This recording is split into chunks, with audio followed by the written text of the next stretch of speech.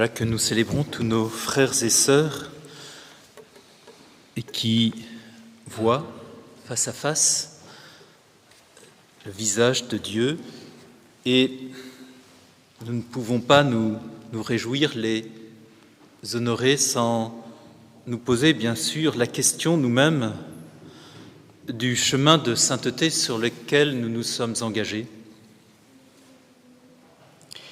Je rencontrais hier le père abbé de Ceffonds, c'est pas très loin d'ici, père abbé provisoire, et je lui demandais à propos de quelques-uns de leurs frères qui étaient morts en odeur de sainteté, si lui le validait, frère Théophane, le père Jérôme. Alors de frère Théophane, il me disait oui, il est mort en odeur de sainteté. Du père Jérôme, il me disait oui, mais bon. Et comme il a été le père abbé du Mont des Cages, je lui disais et le père André Louf. Et il me répond comme ça, ah non, lui, il n'est pas mort en odeur de sainteté. Pourtant, André Louf, ses écrits ont marqué des générations, ont été traduits, et puis il me rajoute, mais vous savez, dans la vie commune, on voit tout. On voit le chemin de sainteté, avant même qu'il parvienne à la plénitude de sa sainteté. On voit le chemin de sainteté que font les uns et les autres, où on le devine un peu. Alors nous, qu'en est-il? On en est où? Que dirait le père Jovien si l'un ou l'autre d'entre nous partait au ciel? Deux petits chemins que je vous propose pour méditer un peu sur cet appel à la sainteté qui nous est adressé à tous. Le premier, c'est qu'on n'y est pas. Peut-être certains, j'en sais rien. On n'y est pas et qu'on est en fait en chemin. Et être en chemin, ça veut dire surtout toujours en fait recommencer. C'est-à-dire abîmer un peu les choses. C'est-à-dire dans le langage de l'Apocalypse, que nous avons un peu taché nos robes, puisque ceux-là qui sont parvenus là-haut, ils ont lavé leurs robes. Donc on a... Et on recommence. Et c'est peut-être le premier défi sur le chemin de sainteté, c'est de savoir qu'on aura toujours à recommencer. Il n'y a pas un moment où sur terre on sera arrivé et on dira « ça y est ». Et comment ça s'appelle recommencer? C'est ce que Jésus nous dit, c'est les pauvres de cœur. Ils ne possèdent pas. Et parce qu'ils ne possèdent pas, ça leur est donné. Il y a quelques semaines de ça, j'ai passé quelques jours avec nos frères à Pellevoisin et je vivais avec les jeunes toxicos, enfin ceux qui se sèvrent de la drogue. Et je m'attendais, en vivant quelques jours parmi eux, à voir des jeunes hommes au comportement un peu violent, aux mots pas très appropriés, une certaine agressivité. Et qu'est-ce que j'ai vu? Je ne veux pas faire de tableau idyllique, hein. Non, pas du tout. J'ai un peu vu le royaume. J'ai vu ces garçons qui n'étaient pas des agneaux, mais des loups, avec une certaine tendresse entre eux, une reconnaissance, un respect, une simplicité, et il y avait un petit goût du royaume des cieux. Pourquoi? Parce que eux, ils savent qu'ils ne sont pas arrivés. Ils savent qu'ils ont tout à commencer, parfois à recommencer parce qu'ils avaient déjà essayé, ils se sont replantés. Et ça veut dire quoi? Ça veut dire que pour avancer, il faut savoir qu'on recommence toujours, que c'est jamais acquis. Et quand bien même, au fil des années, il y a quelques vertus qui ont grandi, quelques dons infus qui nous ont été donnés, non. Vous voyez ce que dit Jean, des gens qui sont au ciel. Qu'est-ce qu'il dit? Quelle est leur première, ceux qui sont arrivés, qui contemplent la face de Dieu, quelle est leur première conscience très vive De quoi sont-ils très conscients? Eh bien, ils le disent, le salut appartient à notre Dieu. C'est-à-dire que ceux qui sont arrivés passent leur vie, leur éternité à proclamer « On est sauvés ». C'est parce que tu nous as saisi la main, parce que tu nous as tirés à toi que nous sommes ici. Eux-mêmes ne sont pas confortablement, ils vivent la béatitude des pauvres de cœur. Tu nous as sauvés. Je n'y étais pas arrivé, je n'y serais pas arrivé sans toi. Mais alors nous, qui ne sommes pas arrivés, et qui tombons, qui blessons, voyez, toutes ces relations qu'on abîme un peu par toutes nos maladresses,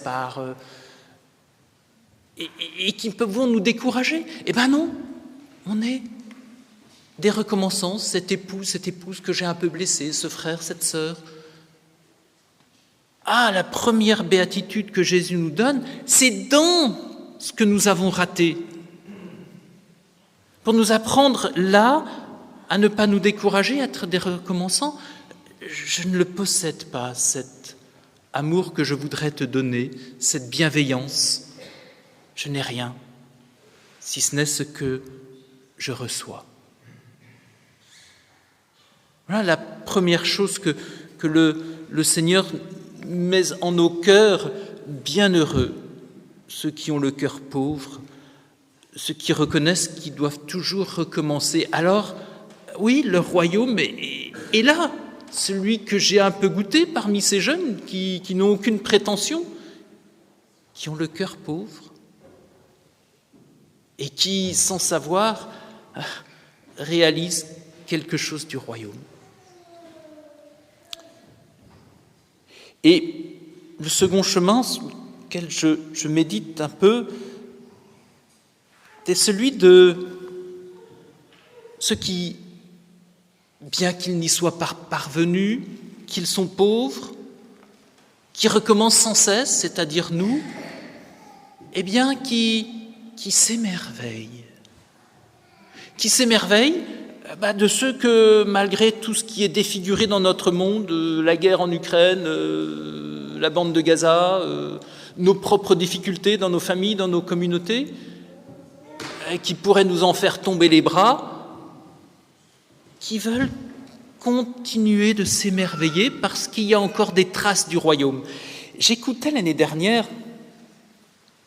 une psychologue, thérapeute, qui avait longuement accompagné un homme qui avait été très blessé par son père, jusqu'à en être dévasté, et qui ne pouvait plus avancer dans la vie.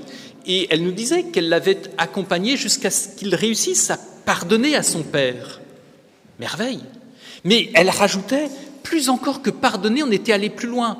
Il avait réussi à rendre grâce pour son père, à travers cette paternité défigurée qu'il l'avait dévastée. Il avait réussi à voir qu'il y avait encore quelque chose de la paternité, un tout petit filet pauvre qui coulait.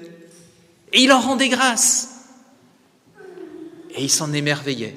Alors nous, oui, qui vivons dans un monde défiguré, premièrement par nous, par nos frères, par leur maladresse, par un époux qui ne sait plus peut-être aimer, une épouse qui ne sait plus rendre grâce, c'est quelle béatitude?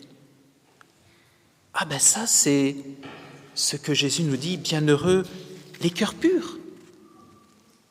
Quoi? Les cœurs purs à travers ce qui est défiguré, raté, un peu entaché. Ils arrivent à voir, mais là, il y a quelque chose qui fleurit encore. Là, il y a un peu de paternité qui coule. Oui, il est blessé. Et là, il y a encore un peu de bonté, de respect. Il faut un cœur pur. C'est ce que Jean nous dit. Voyez qu'il est grand, l'amour que le Père nous a donné, pour que nous soyons appelés enfants de Dieu. Vois combien il est grand, l'amour que le Père donne pour que ton frère, qui tu ne vois plus trop, il est enfant de Dieu. Mais il faut un cœur pur. Et le monde n'a pas un cœur pur. J'en continue. Voilà pourquoi le monde ne nous connaît pas. Parce que lui, il juge et il condamne, il l'exclut. Et le chemin de sainteté, c'est, regarde, oui, ton père t'a blessé, et peut-être y a-t-il encore en lui quelques traces de là où il t'a donné quelque chose de bon. Regarde ta sœur qui t'a, ton époux, ton épouse, ton enfant, enfin tous quoi. Il y a encore quelque chose qui est passé. Est-ce que tu peux en rendre grâce? Peut-être pas encore t'en émerveiller, mais dire, ouais, qu'il est grand, l'amour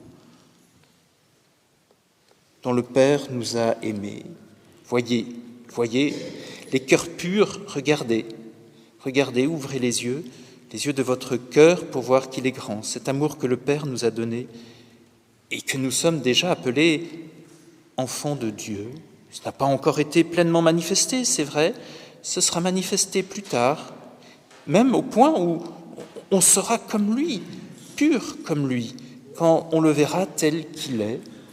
Alors nous qui allons recevoir le corps de Jésus, cette immense proximité du royaume, ce royaume lui-même, que nous fassions cette prière aujourd'hui, nous qui sommes sur le chemin de nos frères et sœurs qui nous ont précédés. Rends mon cœur pauvre pour toujours recommencer sans jamais posséder, sans jamais me décourager, et plus encore, rends mon cœur pur pour voir déjà ici, à travers les blessures et les défigurations, ce qui coule encore du royaume, ce qui est beau du royaume.